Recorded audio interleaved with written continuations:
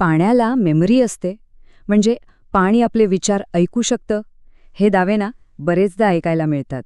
तर मग आजच्या या विश्लेषणात आपण ह्याच दाव्यांमागचं सत्य शोधणार आहोत. विज्ञान काय म्हणतं आणि श्रद्धा काय सांगते, दोन्ही बाजूने पाहूया. जरा विचार करा, पाणी खरंच आपले विचार ऐकू शकत असेल तर कमालच आहे ना ही कल्पना.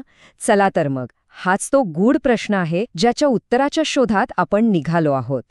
आपण काय काय बघणार आहोत, तर सगळ्यात आधी पाण्याला खरंच जाणीव असते का? मग आपल्या प्राचीन परंपरा काय सांगतात? त्यानंतर तो नेहमीचा प्रश्न, गरम पाणी की थंड पाणी? पाण्यामुळे नशीब बदलतं का?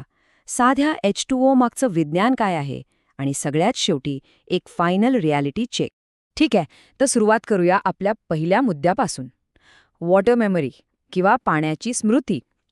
ही संकल्पना कदाचित तुम्ही ऐकली असेल, पण तुम्हाला माहितीये का की ही लोकप्रिय कल्पना सायन्सच्या जगात इतकी वादग्रस्त का मानली जाते? तर मग ही वॉटर मेमरी म्हणजे नेमकं काय? बघा, हा दावा आला होमिओपॅथीमधनं.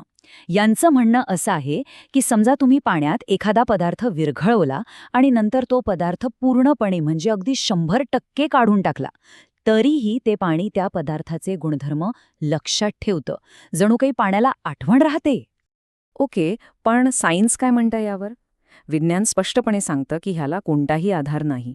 का? कारण पाण्याचे जे मॉलिक्युल्स असतात ना, ते एका सेकंदाच्या कित्येक लहान भागात सतत एकमेकांपासून वेगळे होतात आणि पुन्हा जोडले जातात.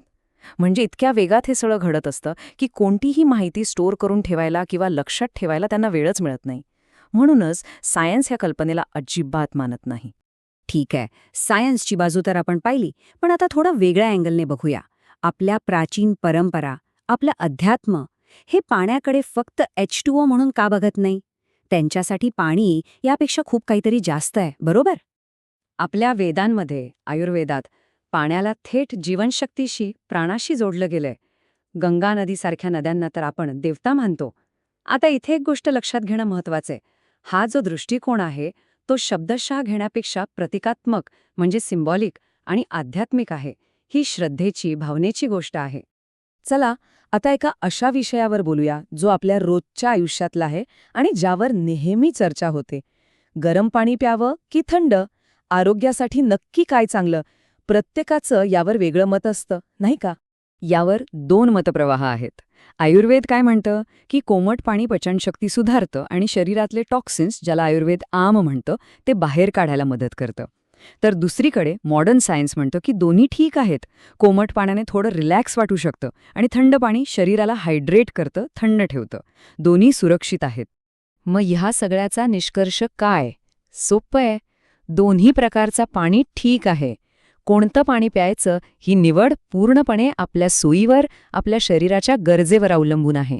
याचा आपल्या नशिबाशी किंवा दैवाशी काहीही संबंध नाही.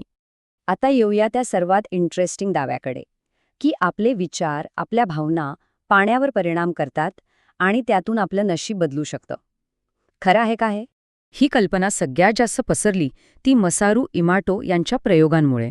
त्यांनी काय केलं, तर पाण्याच्या नमुन्यांना चांगले पॉझिटिव्ह शब्द ऐकवले किंवा दाखवले आणि दुसऱ्या नमुन्यांना निगेटिव्ह शब्द, आणि मग ते पाणी गोठवून त्याचे क्रिस्टल्स पाहिले. त्यांचा दावा होता की चांगल्या शब्दांनी सुंदर क्रिस्टल्स तयार झाले आणि वाईट शब्दांनी विद्रूप. पण इथे एक मोठा पण आहे. सायन्सच्या दृष्टिकोनातून या प्रयोगांमध्ये खूप त्रुटी होत्या. म्हणजे योग्य सायंटिफिक कंट्रोल्स नव्हते. त्यामुळे इतर शास्त्रज्ञांना हेच रिझल्ट्स परत कधीच मिळवता आले नाहीत. म्हणजे निष्कर्ष काय? की आपली पॉझिटिव्ह मानसिकता आपल्या कामावर नक्कीच परिणाम करते, यात वादच नाही. पण पाणी आपलं नशीब बदलतंय असं म्हणता येणार नाही. ठीक आहे, तर मग पाण्याच्या तथाकथित शक्ती बाजूला ठेवूया आणि त्याच्या खऱ्याखुऱ्या सुपर पॉवर्सबद्दल बोलूया. त्या गोष्टी ज्या विज्ञानाने सिद्ध केल्या आहेत आणि ज्यामुळे खरंतर पृथ्वीवर जीवन शक्य आहे. पाण्याची खरी ताकद त्याच्या मेमरीत नाही, तर त्याच्या केमिस्ट्रीमध्ये आहे. ते एक युनिव्हर्सल सॉल्व्हेंट आहे, म्हणजे ते अनेक गोष्टी स्वतःमध्ये विरघळवू शकतं.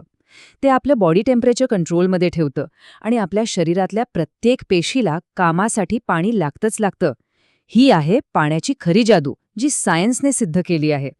चला, तर मग आपण आत्तापर्यंत जे काही पाहिलं त्या सगळ्याचा एक शेवटचा आढावा घेऊया. म्हणजे सत्य काय, सिद्धांत काय आणि श्रद्धा काय, हे सगळं स्पष्ट होईल. ओके, तर बघूया पाण्याला मेमरी किंवा जाणीव असते? नाही, याला वैज्ञानिक आधार नाही. गरम किंवा थंड पाण्याचा शरीरावर परिणाम होतो का?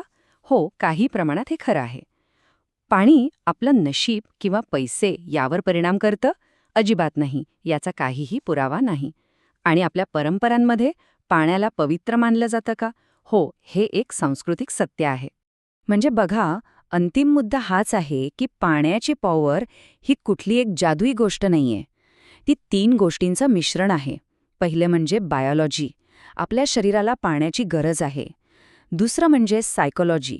आपल्या श्रद्धा, आपले विधी यांची आपल्या मनावर होणारी ताकद. आणि तिसरं म्हणजे आपली संस्कृती, ज्यात पाण्याला एक खूप महत्त्वाचं आध्यात्मिक स्थान आहे. या तिन्हींमध्ये पाण्याची खरी शक्ती आहे. आणि हेच आपल्याला एका शेवटच्या प्रश्नाकडे घेऊन येतं. जरी पाण्यामध्ये कोणतीही रहस्यमयी मेमरी नसली, तरी ज्या प्रकारे ते पृथ्वीवरचं सगळं जीवन टिकवून ठेवतं, ते गुणधर्म एखाद्या चमत्कारापेक्षा कमी आहेत का? विचार करण्यासारखी गोष्ट आहे, नाही का?